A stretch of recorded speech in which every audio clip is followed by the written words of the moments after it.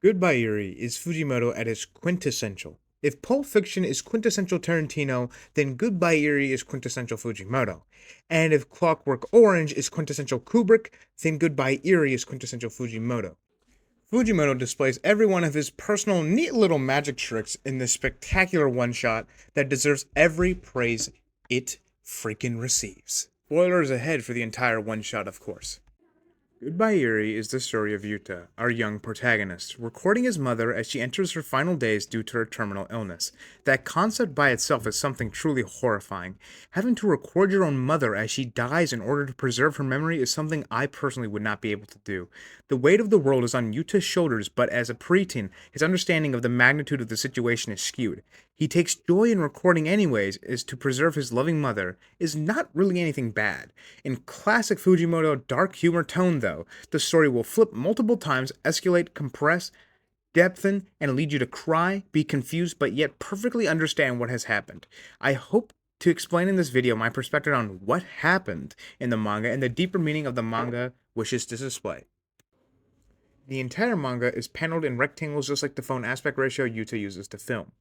Yuta regrets running away from his dying mother. He wants to cope with the death and doesn't know how. Yuta has multiple cases where he displays insensitivity and general aloofness. He tries to find fantasy, enjoyment, and some type of suspension from reality in doing something so grounded. As we learn, he has the ability to make things unrealistic, not real, and confusing, and fusing the line between reality and filming. This is a technique used by Yuta and Fujimoto as the story progresses. Even in the end section, when he's talking about his family being dead, it feels as though Yuta is talking to a camera.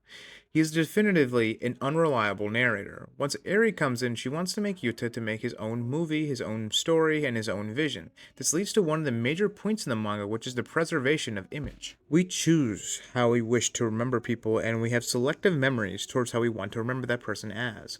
Film is even more definitive than our mind, as film can be edited and changed, and it can only show what you want to remember. Eri reinstates multiple times how she doesn't like cliche endings, and that's apparent here, especially in the end section. It feels as though she's talking to Fujimoto and us, the viewers. Yuta talks about his pinch of fantasy he wants from his stories. I think this is how Fujimoto is self-inserting a little into the story to make the story some type of reflection of himself. The film could be his manga, and the reflecting image of the manga is how he wants to be seen in everything else.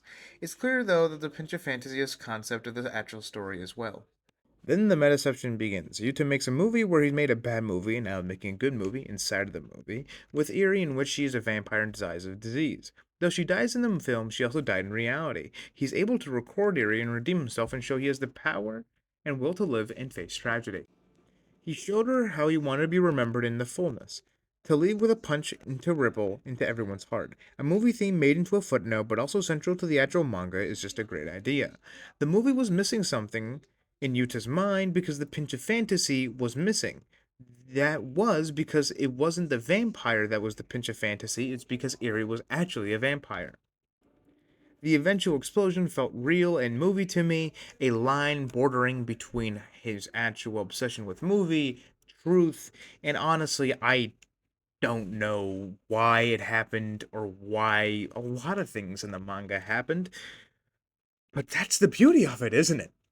And again, the manga's parts about remembering people, preservation of our own selective memory, and we choose how to remember others. Yuta ran away and didn't record his mom, and he didn't want to see it, but he knew with Eri it was redemption. For him, film and reality began to blend together, and I feel as though what he recorded and felt in reality both were truth.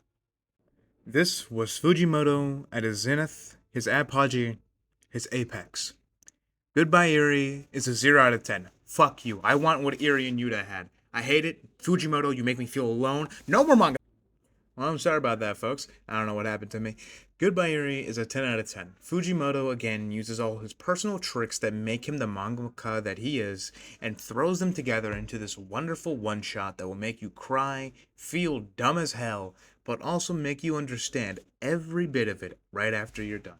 You'll sit there and stare at your wall, and then you should probably go touch some grass.